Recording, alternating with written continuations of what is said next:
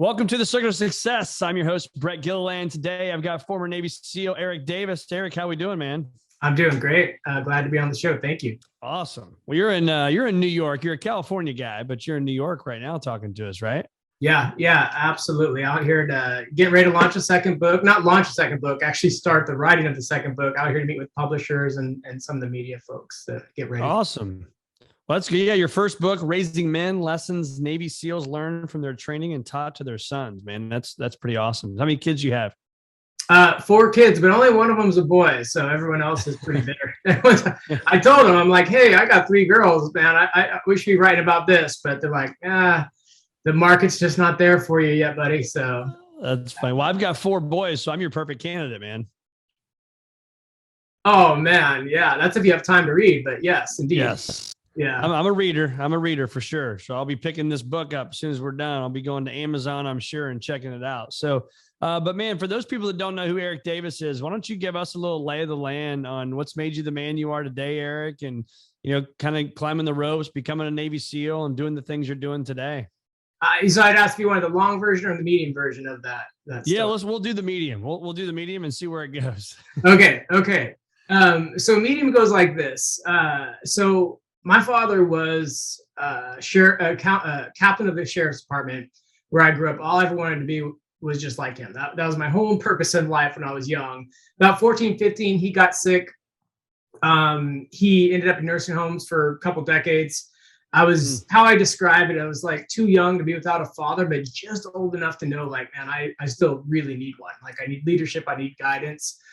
So I thought I did what I would think was the only natural thing to do. I joined the SEAL, or joined the Navy to become a SEAL. And I thought, boy, that would be where I'd, learn how to grow up and to lead and to become a man and all of that stuff.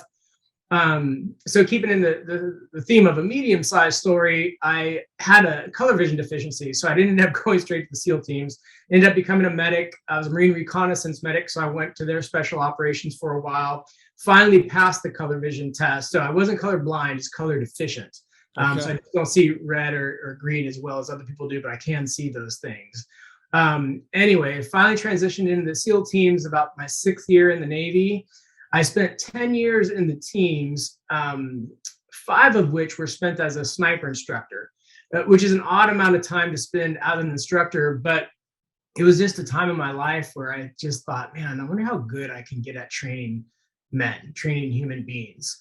So I started studying with Olympic gold medalists. I'd read books at night. I just totally dove in, and I got really, really good at it. Became a really, really effective trainer and coach. So they kept asking myself to stay. Myself and my buddy Brandon Webb, we both stayed there 5 years, and we dove in to training.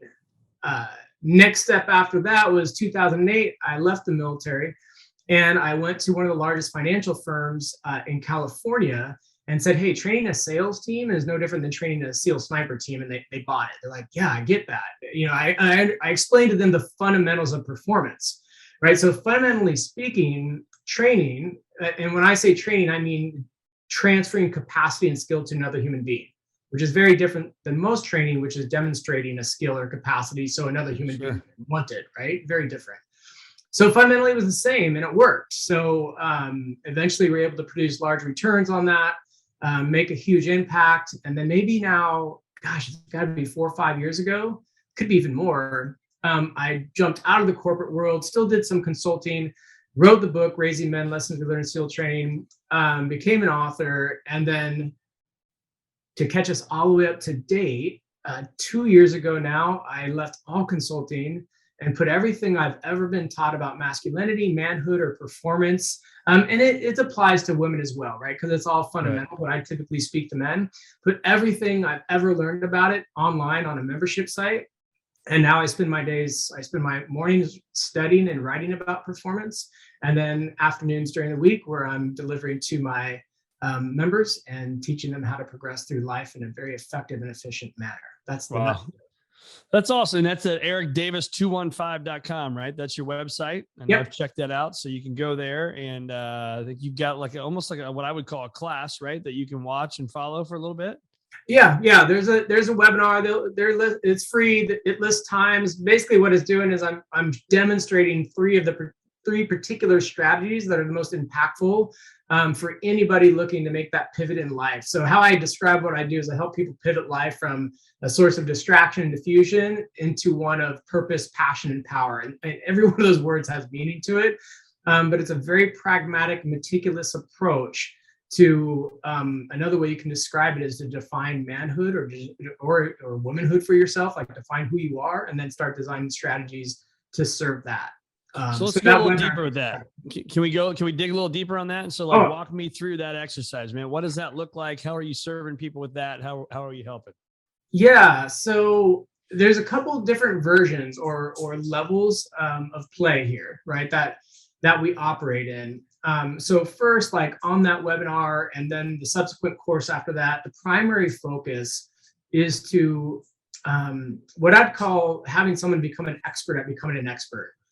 And there's many things we teach, but at the core, there's this formula and some strategies and structures that go along with it, which goes identify, assess, prioritize, and execute. And what's unique about this formula, and this would be the same performance formula that I could, like I said, take from a sniper team to a sales team, right? We're going to identify the parts of a thing. Now, as I teach it, I teach people how to identify all of the parts of life. So I go real big on the webinar and in my teaching because here's the thing. So when I was training snipers and they were failing at something, there's something in particular they couldn't get through, they couldn't pass. What people do is they lock on the thing. I need to lose weight. I need to make more money. I need to stop working 8 hours a day and bring it down to 5 so I have time to care for my relationships and my family, whatever that thing is. And then people lock onto the thing. But typically a performance break or the inability to perform is usually a sequence of a few other things that are all adding up to stopping you from being able to do this one thing. Does that make sense how I'm saying that? So, yep. Yeah, so real performance, and I know I get almost moral, like I make this sound like a moral thing when I dig into performance, but so many people get burned with training programs and personal development and things like that. So I really like to educate people. But if you're really looking at performance, there's just no way to elevate performance in one area of life without touching all the other areas of life. So when we identify all that impacts somebody's ability to live a good life. And then the formula goes from there. Then you make assessments of its current and future trajectory. And then we something very particular, very special, I'd say in the formula is we prioritize by power. And what that means, a great example is typically if I'm talking to a family man, he's going to say, oh, my kids are my number one, my priority, my family's my number one priority. And that does not work. There is no situation. Well, hold on, there's a situation. It's not anytime one thing becomes the priority, it's going to break your ability to thrive in all other things. Right. So there are times where, well, maybe dad putting his head down and starting to figure out ways to earn more money and cutting the time he works in half. Maybe that's a little bit more of a priority than making every soccer game. Right. So there's always a time and situation where priorities change. So when we prioritize by power, I teach people to stop getting life done in a way that sacrifices their purpose and passion, and then start doing it in a way that actually reveals that purpose and exposes that passion and does it in a way that produces more deployable levels of time, money, energy, and creativity than they had when they went into it. So prioritizing by power is what allows people to continuously grow. You see it on podcasts, actually intros. Sometimes the rap sheet on somebody is so big, you're like, how could anyone have ever done that and still cared for their family and still in good shape and this, that, and the other? And the big change is right there. You need to get things done in a way that produces power, not depletes it. Does that make sense? How I'm saying? Yeah, it does. It makes me think about this thing I've always said is somebody told me this when I was real young is two things. One is show me your checkbook and I'll show you what you value. Right back especially when we used to write checks, you'd write them in the register, right? What you value. And then the second thing is now, even more recently, talking a lot about this is show me your calendar and I can show you what your priorities are. Right. Yes. Because if you don't put it in your calendar, for me, then it's not a priority. Yes, absolutely. Not. And again, the word priority, we got to watch, but if we were prioritizing by power, because another way we can say it too is if we say, show us your checkbook, show us your calendar, right? You can also look at it this way, like, well, now I know where you're investing your time and your currency. Yep. right? Because your balance of your bank account is not money, that's currency, right? Money is the capacity to care for concerns, very different than just digits, right? Now, if you're saying, show me where you're investing those and then show me the return you're getting on those investments, like that would be in the context of prioritizing by power. And all that is, it's not about making one thing more important. It's kind of like worrying in order. It's like doing things in a sequence, again, that continuously blows up and gives you that energy or gives you that power to continuously care for things in life. And then it goes on to execute and evolve. And that's where the calendars show up. But, I'll show them how to produce standard operating practices like we did in SEAL teams, show them how to get those, they flow onto your calendar. And then you're right. Your calendar then becomes a reflection of this identify, assess, prioritize, and execute drill. And it comes a reflection of that. And everything on your calendar is life or death because people do the work inside of that formula by the time it gets to their calendar, because we can get things on people's calendar, as you know, and then they don't do it. But that's because they didn't prioritize by power at a time and they had something else in the way. Yeah. And when you say prioritize by power, I also think it makes me think of what I talk about all the time is clarity, clarity on your goals, your dreams, your aspirations, where you're going, why you're going there, having lots of meaning behind why you're going there versus just saying, oh, that's a goal. Just because it's a goal, then there's no teeth in it. You're probably not going to hit that goal if there's not a lot of depth and meaning to it. Would you agree with that? Yeah, that's why I don't use the word goals. I would use them as, I would use the word promises or commitments. And commitments is to be cause in something, right? And again, if somebody identified all that impacts their ability to live a good life, like it's funny, everybody wants to live a good life. Everybody wants to be happy, but how many people do you know that are walking around with the 67 concerns that have to do with life, the finances, career, and business to create that good life? Most people don't study life this way. Right. So, yes, yeah, absolutely. The identification is key. What you're going to be committed to. So you talk about this in your book, Raising Men, Lessons Navy SEALs Learn from Their Training and Taught to Their Sons. So again, that's the book. You can find it on Amazon, anywhere else. I'm assuming you can get any books, probably on your website as well. But talk to us about what are some of those lessons, man? What do we as parents, I've got 4 boys, like I said. What do I need to be learning to be even a better dad that I try to be each day?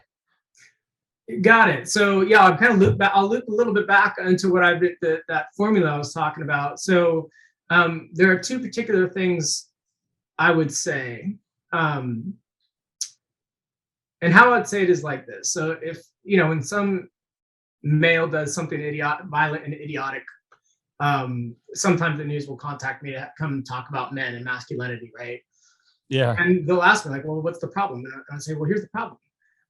There's basically one definition of masculinity that's floating around, and it has a lot to do with aggression and violence. And there's a couple problems with that. One, that's antiquated, that doesn't work anymore. Like the idea of even raising our voice or laying hands on someone or anything like that in this day and age is just ridiculous. It doesn't work, and that's not the environment. We're not like cavemen anymore. That's not the environment we live in, which a lot of people don't love hear this, or they love hearing it come from a SEAL, or they hate it. It's one way. Yeah, one way or the other. And the other problem is it's a one size fits all, and that's because of marketing. And I get that. I market with it as well. I understand it as well. But because of marketing, all men really have is this one antiquated, ultra aggressive, male dominating version of masculinity to follow. Yeah. Right. And it doesn't work because now we're breeding differently. We used to breed just to fight and hunt, and that was great. But because of eugenics, we're now different people. We're more creative. Even the SEAL team, excuse me, bless you, special operations, intelligence networks, that all went Renaissance, right? There's a lot of art, science, philosophy, and inside of all that. So those are the 2 biggest things. And I would say that whole process I was talking about, it allows any man, right, to define what masculinity is for him, right? And that to me is the core of manhood. Like, okay, we'll define, well, what is being a man? What are all the parts of living a good life? And then you need to calculate the capacity required to do so, right? It's not about just willy-nilly following your dreams. You know what I mean? That's another marketing thing as well. Like, well, no, we have to make real money today to pay the bills. We have to make real money today to save for our 60-year-old self when the time comes we can no longer work, because that season of unemployment is coming. You can't just work till you're dead. That's not possible, right? Because we'll get sick, we'll slow down, like we'll suffer and we'll die. So calculating the capacity required to do so, and then identifying the conventional and unconventional strategies and tactics required to produce that capacity in a way that gives you the space and time to care for those parts which you determined was your obligation or commitment as a man. So Yeah. that would be how I would define that. So talk more about that too. So it sounds like it's very much of a plan, and you know, you guys are very there's plan B, plan C, plan G, plan A, right? All these different plans. But what about just your instincts too? Like being a parent, right? It's bedtime. It's been a long day, and it's like just go to bed, right? And to your point, we're not touching, screaming, all that kind of stuff. But you can, as a dad. Maybe I'll be transparent. Maybe I'm the only one on here that's listening that does it. But you do get a little frustrated at night sometimes. And sometimes I do yell at the kids. It's like, just go to bed, you know? Like, how do you slow down enough and be in the moment? And when you do it, you know you're wrong, but how do you do that and then kind of stay in that moment and not go to that anger part? Yeah. Well, first, it's not necessarily being wrong. There's effective or ineffective. So if we can kind of take the morality of it, if we do yell at our kids or do something, we'd be like, well, what's that effective or ineffective? And the only way we can know that is if we have intentions. Yeah. So first, we'd have to have what our intentions are as a parent. And then we have to recognize, like if I use a martial arts example like jiu-jitsu, if my intention is to take an attacker and subdue him or her peacefully without injuring them or myself, right? If that's my intention, well, my instincts or my intuition is not going to make that happen. You know what I mean? If you ever watched anyone learn to fight or train in martial arts, when you first get there and someone throws a punch, it's your instincts and intuition are not designed to care for those intentions. So it takes training. So then if I go back to that formula, identify, assess, prioritize, and execute, well, when we identify, we set our intentions. And then when we execute and evolve, those are the standard operating practices that we're continuously tweaking until they produce the intentions. Does that make sense? So it's when people say trust their gut or anything like that, what they're trusting is all of the marketplace noise, all of the conversations around them, all of the media, all of the news, because when people think their gut or their intuition is their own, that's when things get really scary and dangerous, right? Yeah. So you can't trust your gut or your intuition unless you've intentionally set intentions for it and you've trained as such to where your intuition now has you be in the actions that produce your intentions. Yeah. But again, I think it still go back to though, that sounds awesome. I 100% agree with you, but so I'm trying to play devil's advocate on here. Right. And so sure.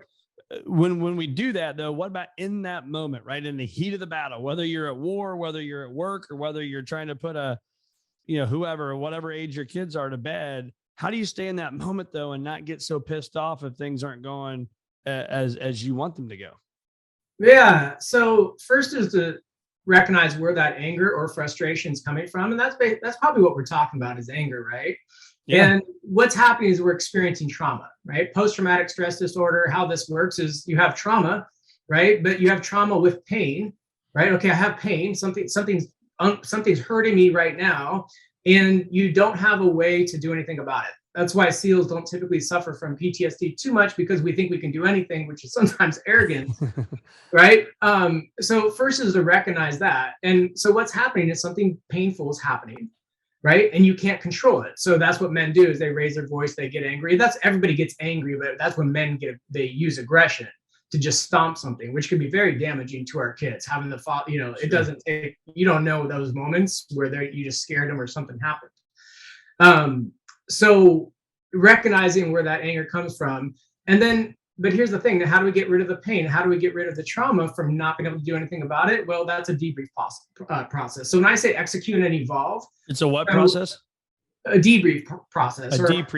Yeah. And SEALs are notoriously vicious. So when I'm working with executives or training people, obviously because they're paying me, they grant me the authority to speak into their performance, right? So I can just say exactly what I'm seeing. But in that situation, what happens if you have a mechanism like, okay, I got a plan for tonight. Think about this. So we're fathers. We're supposed to bring up confident, courageous sons and daughters. And we're getting short-tempered with them at night and teaching them, especially our daughters, right? Teaching our daughters that if a man raises his voice, they must they must be subdued and do what they're told. Same thing with our sons. This can break some confidence like nobody's business. So think about that as a father. We have a plan for just about everything we do, but like, why don't we have a little plan for bedtime routine? Like, this is what we would do in this formula. You stick it in your calendar. Like, okay, well, here's what I'm going to do. And you're like, and guess what? It's probably not going to work the first time. So let me go try it out. And then tomorrow I'm going to stop, start, modify, manage, or maintain. So tomorrow I'm going to make some sort of a change. And the beauty of this process is I've used this same process to train legends like Chris Kyle, Marcus Luttrell. Like, the beauty of this process, it'll elevate performance as high as you as a human being can take it. And that gets rid of a lot of the pain and anger. When you're like, okay, didn't work tonight. I'll see you again tomorrow, you little son of a gun. You know what I mean? Like, right.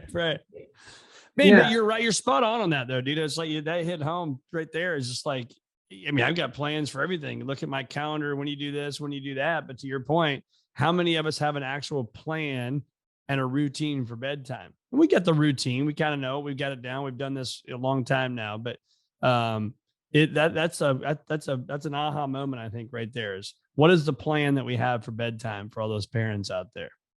Yeah, absolutely. Good. And I would take the word routine out and call it a habit if it's just something you're doing. And if it's something you designed with intention, then it can become a practice or a tactic. Same word, right? So too many people, their routines are really just habits that they fell into. And it's all about language, right? Now, what if you had a strategy or a set of tactics at bedtime and they were written down, like, and you cared enough about your kids just to write them down? Like, no, you're right. Come on, man. But I get it. That's why I love what I do. Most people just never think about life that way, and they want to live a good, happy life. And they take the cultural definition of success, which really is just pinned to money. But that's one tiny piece of it. Same idea. Figure this stuff out. Well, and it's funny when you're saying that, it makes me think our practice, our habits, when I do, especially my 7-year-old, we meditate a lot at night before bed. I read a lot with the younger two, especially. The older two are getting, they're getting older. They're doing their homework. They're doing whatever they got to do. But I do find that those routines, not to use that word again, but those practices are way better when I am following a plan. We're going to meditate for 5 minutes. We're going to do this for 10. We're going to read a couple pages of a book, and then it's say our prayers and go to bed. Right? Pretty darn good plan. But it's the time when you try to shortcut that process and hurry it up because you're tired, i.e. me or the other parent, right? In anybody else's situation. When we shortcut that process, I think that's when it goes south for us. Yeah, absolutely. And as I mentioned earlier, when I was talking about, working with the sniper who has a failure point, right? And I'm like, hey, it's usually not there that the problem is. So think about this. What percentage of the population, how many moms and dads are just bringing their tired, sorry butt to the playing field every night with their kids? Yep. So a lot of people abandon the plan is because they're not taking care of themselves. People are working way too many hours. It is insane. And they're not sleeping. People don't sleep. People don't hydrate. They don't diet. So there is no plan that's going to outpace a sorry, tired parent. Like, so that might be part of the plan too. Like, well, what do I need to do to show up so that I can hold strategy so I don't show my children like, hey, we'll just abandon strategy if we don't feel like it. Yeah. That's a great point, man. Gosh, that's a great lesson. So I think are you wearing a Whoop bracelet? Did I see that? Yes, I am. Oh, nice. Right, I got one on as well. So what have you learned through that? I mean, people are probably tired of hearing me talk about Whoop on here, but what have you learned from your Whoop bracelet that maybe has helped change your patterns or your life? Yeah. So there are, on that webinar, when I'm teaching that formula, the example I always use is performance health, right? Because again, most people are not, especially men, they're like bringing half themselves to the playing field. They're just so saggy and limp, right? I've never been into fitness bands necessarily, but my VP of marketing and sales got one and told me about it. And I was like, oh, she was like, you got to do this. I'm like, all right, let me check this thing out. And here's the two things I love. So let me start with sleep. So obviously SEALs can stay up, right? And that's another antiquated man or professionalism. I'll sleep when I die. Everyone like celebrates this idea that they can go without sleep. It's like, that's like slave labor. I mean, that's like what a donkey, I don't like where that came from, right? Like, that's ridiculous. We live in the most competitive dynamic technologically driven marketplace that this planet has ever seen. Like, we are not compensated by our ability to like labor all day. It's from creativity and strategy and thinking. And to do that, we need our brain. Yeah. So we need sleep. And so that was the biggest thing about the Whoop band. It tells me. So it turns out it takes me 9 hours and 15 minutes to sleep 8 hours. And when I sleep 8 hours, I have 100% sleep. And when I have 100, I'm not smart enough to be a writer. I'm just not that guy. So for me, I can really tell if I haven't slept. So I really notice my cognitive performance based off my sleep. But the other thing the Whoop band does is it gives you, as you know, it'll tell you like, well, here's how much your recovery, and here's how much, it's like a graph, right? And here's how much you should work out today, like to get optimal. Right. You get your optimal workout. And what I found is if I don't hit that, that what they call it, strength. Yeah, the strain. Yep. The strain. I don't sleep well at night. So if I hit that strain, so my workouts, the intention is so that I'll sleep well. And then of course that gives me the body and everything anyone wants about working out. If you do it to sleep well, that works out really well. So if you think about, again, going back to masculinity and what, we're different breeds. Well, I would have been labeled ADD when I was a kid because I had so much energy. But it's so weird. That's only when adults are running the show are they going to try to cap your energy and stick you in a box all day, right? But it just turns out I was bred differently. There ain't nothing wrong, by the way, everybody. There's nothing wrong with having a lot more energy than most people, because when you get into your 40s, everybody around you is going to be buying everything they can to try to get this energy back.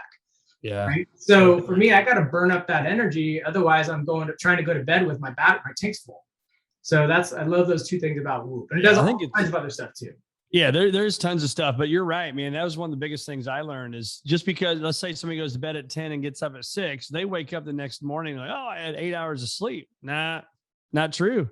I mean, the amount of disturbances we have throughout a night for our sleep. And so for those of you, just a book idea, Sleep Smarter by Sean Stevenson.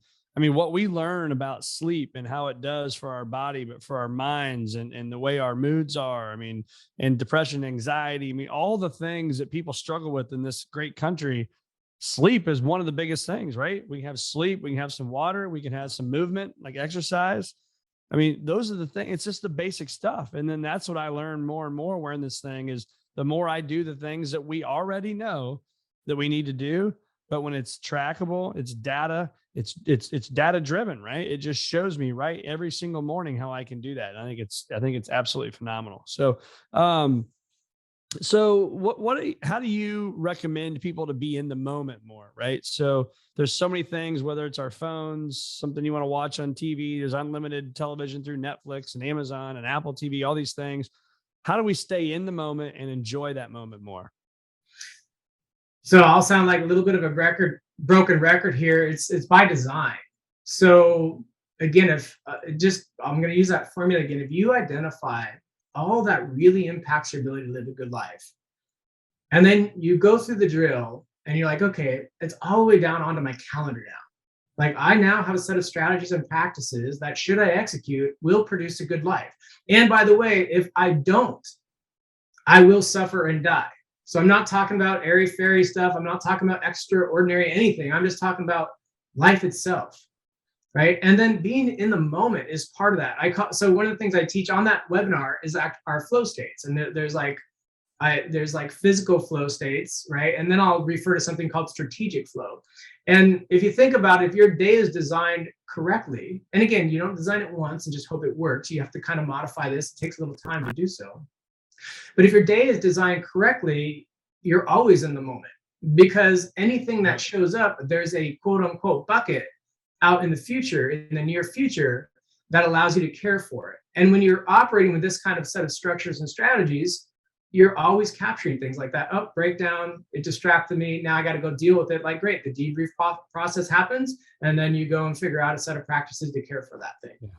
So let's continue with this along that stage, as you've worked with some of the best. You name dropped some of them earlier, which are phenomenal people, and you've helped so many people in the SEALs. And one, we just are very thankful and respect your service to our great country. So thank you for that. But when you're working with those people, what have you learned that the best have done differently than the rest of us? They do the work. So there's like 3 size groups that I work with right now. There's like a large group, a small, medium group, and then a very small group of executives, so that I'm got one-on-one time with people and I stay relevant inside of coaching and training. And if they find, so I do accept the reason people come into like training programs and things like I do, then they don't do the work is, and like I get it, because we've been conditioned that even if we do the work, it doesn't really matter, right? So this is all, I'm not saying I'm the only entity that does this, but I'm a entity that does it this way. But this is all first and foremost about making sure that you are engaged, right, in something with proven history, like somebody has proven their ability to produce performance in another human being. And the reason I'm starting with that is because you got to be able to trust the process you're in, right? So when you say, how do these people do it? It's like, well, eventually they trust their instructor, right? So that's key. You have to have a trusted instructor, a trusted coach. And then you just meticulously, peacefully, and powerfully make progress every single day. And that's all they do. Like my assignments have little check boxes for them. They slap it in their document, and they just work through those things step by step. And they allow the process to do its work. Yeah. One of the things I read years ago, my favorite thing, the common denominator of success. If you just type that into Google, it's phenomenal. But it talked about successful people do the things that unsuccessful people aren't willing to do. Right. And it doesn't say that they want to do it. It's just the fact that they do it. Right. There's plenty of things that you've done in your life, I'm assuming, Eric, that you didn't want to do them. You didn't want to do all the crap you had to do in Bud's training, did you? But you did it. Right. Yeah, there's definitely times I'm going to have to speak into that if I can. So here's the thing. So this is the performance formula right here. So we over-index. So yes, to what you're saying, but I'm going to add something to it. Hopefully in a very, I want to blend in with that. Especially men, we think it's about mental toughness and discipline. I get that all the time because I'm a SEAL. Hey, teach me how to work out, teach me mental toughness, teach me discipline. And if success, now it depends if our definition of success. So for me, success is a matter of fulfilled intentions. Now, if somebody intended to spend a lifetime doing a whole bunch of things they didn't want to do, that would be successful, right? But I don't want to do that. I don't want to wake up and have to do a whole bunch of things I don't want to do, for a couple of reasons. One, discipline is like a muscle. By the end of the day, if we don't sleep or we're tired, like we lose our diet discipline, our workout discipline, our be patient and work through the strategy, our bedtime routine discipline, whatever it is, it all goes out the window. So everybody over-index on this thing called discipline. And now discipline is necessary. It's just not as big of a deal as people think. And it's not the only thing. And how I described it, like I described it like this: if someone's shooting, if you're standing up and you're shooting at a distant target and you're holding your gun up, right? Discipline is your muscle to hold that gun up. Now, if I kept you there and said, hey, you need to stay on target. If you come off target, you're going to have problems. You're not going to fulfill an intention. You're not going to fulfill an objective. What would eventually happen to you if you're holding this gun? You'd get tired and lose the target, probably. Yeah, you get tired and lose the target, right? So when it comes to discipline, a way I like to teach it is discipline helps us start new things that we maybe not want to do and at the beginning, but we have to backfill that with desire. So I trained my own Belgian Malinois, an attack dog. Got it from Mike Ritland, Team Dog. I don't know if you've ever heard of him. No. Yeah, right out of his pipeline. We went to Buds together, really cool guy. And so I learned behavior science. And the old school way of dog training was choke chains and yanking them and smacking them, and you were going to force a dog to do what you wanted the dog to do. But that's not the most effective way. I don't even want to say the new way. I'm going to say the effective way is to change what the dog desires to do. So my day, I'm about 90. I do this calculation with people sometimes, like how much of your day is exactly your fire, your passion, what you want to do. And people are pretty low typically. And I would honestly say my day's got to be like averages 95%. Most of the time it's like 99% to even 100. But there's times in the year where I'm like, oh crap, something's off. Something needs to be changed, and I got to go do this thing. So can I interrupt real quick on that? Yeah. Wouldn't you agree though that that's that way because of your experience though? Like when you were starting out, what I mean by that is because I agree with that. Like my calendar now, my goal is to look at my calendar and be excited for 90-95% of the stuff that's on there. Right. That's how I've tried to create my life now. But when I was, 15, 20 years ago, trying to build my business and trying to build a financial planning firm and do all these things, I still had to do the things I didn't want to do. I didn't have the luxury then that I have now. Right. Would you agree with that? I would say it's not a luxury though. That would be, hey, for everybody, this is not the, hey, we get to do what we want to do game for sure. So I am with you that right. that's not what I'm saying. But what I am saying is you, by design, now you might not have been intentional from the get-go, and that's why it takes 10, 15 years, right? So we can do it a lot quicker. When I went in the financial planning world, everybody had this story like, oh, it took me 10 years before I had this life and was successful. And I'm like, great, people don't have 10 years. So let me study what you do and figure out how to do this in 10 months. Right. So it's the same idea there. So anyone who's everything I'm talking about is fundamental, right? So if you're successful, living a good life, fundamentally speaking, you would have had to do all of these things. I'm just labeling them and teaching them pragmatically. So yeah, but if you do it by design, it'll go much quicker. So then, and it's also easier to do things you don't want to do. So a lot of people are like, oh man, I hate working out, whatever it is. Like, great, yeah, I got it. So we need to, first and foremost, the first thing we need to do is make sure that you want to come back and work out tomorrow. And if I tell them that's the goal, then this thing they hate doing, it's not that bad. Like, hey, think about this like a set of uncomfortable braces. All of these structures and systems, by the way, this identify, assess, prioritize, execute, roles, responsibilities, standard operating practices, the calendar, I describe these as braces to people. Like what we're doing is we're converting your intuition so that you go from waking up and having to do a whole bunch of things you don't want to do. And what we're doing is we're converting that to waking up and feeling like doing what you ought to do to care for all of the things that you said matter to you to live a good life. Yep. That's what we're doing here. And doing it quickly. Yeah. So what advice would you give Eric Davis of 10 years ago, 10, 12 years ago? If you could go back, look that dude in the eye and say, Eric, listen up, buddy. what advice are you going to give yourself? I would, yeah, that's the thing. I didn't kind of develop this formula until after, you know what I mean? It's looking back and be like, hey, what, right. It's like that. I was a point man in teams, right? So that was my job, was to go out and go the wrong way. And then right. Just come and show like, oh, here's the way, I finally found it. So it would be that process. I kid you not, I'm not saying that. I live this process. I have a successful business because of this process. I wake up on fire to do what I want to do. I discovered my passion because of this process. It's because it's just so there. And that's what I would have told myself to do. Like pragmatically identify this stuff, Eric, make assessments, prioritize by power, and then meticulously execute, but do it in a way that continuously has you growing and has you enjoying what you do. I love it. Yeah, that's it. So you'd be your first client. I am I am. All right. Stuff, you're living it. Yeah, I'm not one of those guys that's like, oh, hey, look at this life. Hey, look at me. Most of the BS like out there. I'm that guy like, hey, I got hurt hard. I pivoted full career pivots with 2 houses in South Orange County, 4 kids. And I've done that about 4 times now. And I'm like, hey, don't do it like I did. Do it like I would have done, having known what I know now. And learn from the experience. What do you wish you had more time to do right now? What are some of your passions that you wish you had more time to spend on? You're doing them. I'm doing them. That's what I do every day. My calendar is, so I identified my purpose, right? Which is to live a good life and lead others to do the same. And I can go deeper into that, but I identified my purpose. And then my calendar represents. How long did it take you to find your purpose? I got to think about that. Like my ultimate purpose, that would have taken, let's see, I got out at 18, I would say 18 years. It wasn't until about 2008 when I left and I started to train. The only thing I'd say that is I was always in an interim purpose.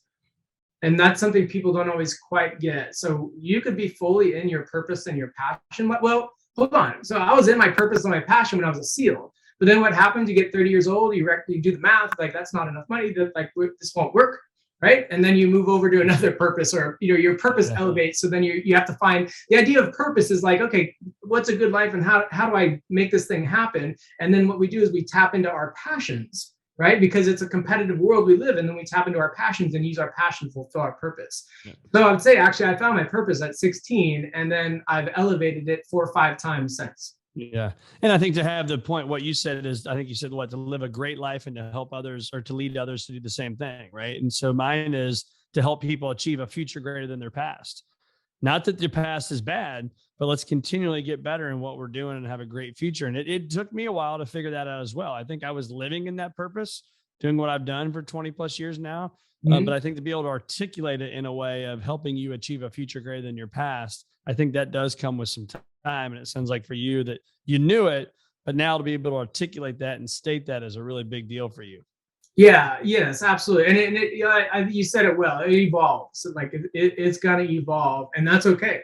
Like, great, because who knows what's next? I mean, I'll be being a writer and author and running this thing is everything to me. But maybe in 10 years, I'll just be speaking. I don't, something could evolve.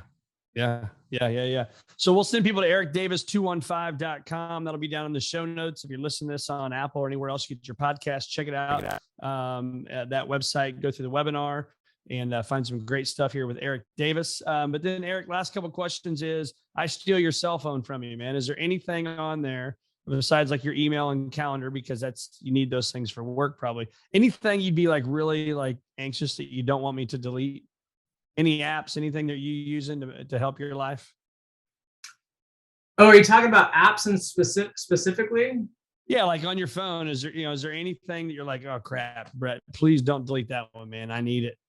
Ah, interesting. So my first response is the only thing I would care if got deleted. Oh, did I lose you on? Did we freeze up? Nope, I'm here. You here? Okay. Oh, I was doing the freeze frame. Oh, that was good. Well done. So my first response is any text messages from my kids. If you're just saying, what don't I lose? I don't always reply to text messages, even to my own kids. But I do usually a couple times a week stop and look to see if I missed them. And I just wouldn't want them to think I went dark. I want them to think I ghosted them. Right. But as far as an app goes, I don't use my map app, obviously, but I mean, as far as any other app goes, nothing. Okay. I don't use my phone much, and here's why. Because if I'm in the moment to deal with, that's called plan, coordinate, cooperate. Typically, I'm communicating with other human beings. So if I'm in the moment, I'm probably going to do that on a laptop with a couple screens next to me so I can do it effectively and efficiently and follow my standard operating practices to make sure they fulfill my intentions. So I use my phone for very little. I am trying to get better at working with, on my social media because my customers and my clients are on there as well. So I'm trying to kind of redo the intentions of that so that I'm serving more and more on that. But that's it.